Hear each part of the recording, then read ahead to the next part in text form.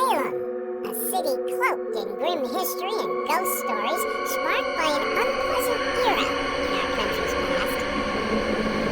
1692, there were 19 innocent men and women who were executed for witchcraft. They were pulled from their families, put into this horrible witch dungeon, and then they were hanged publicly. So that's going to leave a psychic imprint on a location.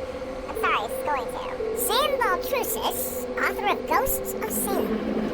Anywhere you go, there's a ghost story associated with a building in Salem, including the Charter Street Burial Ground. This area is known as a very haunted spot in Salem, Massachusetts. In fact, there's a report of a woman, a lady in white, that appears right by the Mary Corey grave. Mary Corey was the second wife to Giles Corey. He was a gentleman who was pressed to death over a 2-day period. The gruesome execution tainted the town, and the energy left from it lurks centuries later, says Baltrusis.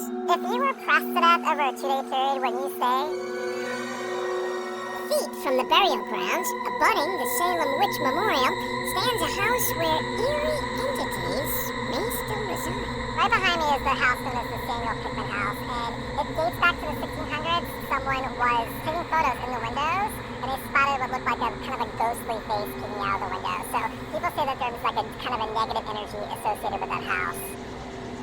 More negative energy makes Baltrusis uneasy on nearby Essex Street. He claims something sinister was lurking in Wicked Good books. I looked through the window and I saw what looked like a shadow figure. Now, shadow figures have been spotted up and down Essex Street, so the different businesses have seen or have reported seeing shadow figures. Shadow figure's not good. Shadow figure signifies something that's been conjured. Wicked Good books owner Denise Kent doesn't feel uneasy in her store, but is it haunted? This building itself is about 200 years old. In this historic city where some horrible things happen. I would say, what do you think? Nothing peculiar in the bookstore itself. However, a trip down to the basement does reveal an oddity. Kent says these are sealed off tunnels. That's the tunnel right there, underneath one of the fireplaces. The bookstore and basement got the attention of paranormal investigators, says Kent. She says that one of them felt a warm, welcoming presence. However, the sensations shifted. He felt hands around his neck. I've never had that sensation. Perhaps the investigators wore out their welcome? Mischief is another way spirits communicate, or so says Baltrusis, based on an encounter he claims he's had with the ghost of Bridget Bishop, the first woman hanged for witchcraft in 1692. When I first started giving tours, I was told that this was where her tavern was. I said, oh, she was a tavern owner. Well, while I was giving the tour, an apple mysteriously rolled from the corner and rolled up to me. Now, as you can see, there are no apple trees here. I found out later that this actually was Bridget Bishop's apple orchard. She was letting me know that I got the information incorrect.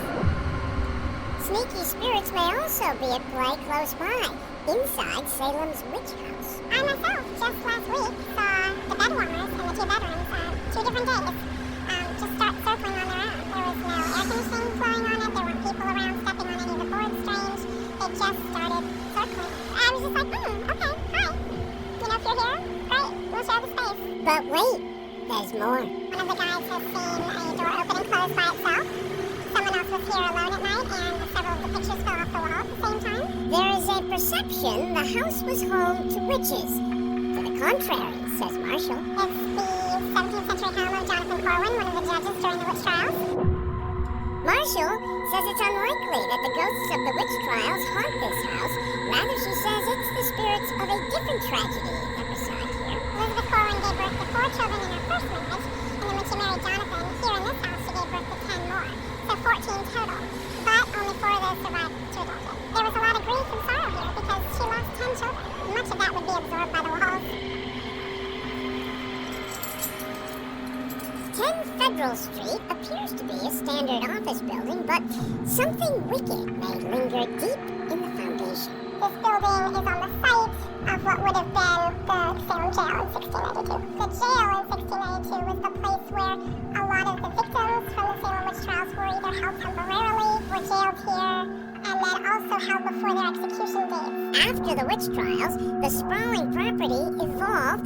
The jail replaced by a private home, that home later demolished to build the present-day structure, portions of the old dungeons were discovered deep in the ground. I mean, I can see where people would say they feel paranormal energy. We tend to focus obviously more on the history, but I do understand that this was a place where some people were very upset about the fact that they were being accused of something they didn't do. Whether you're a believer in the supernatural or a skeptic, our guides say it's tough to deny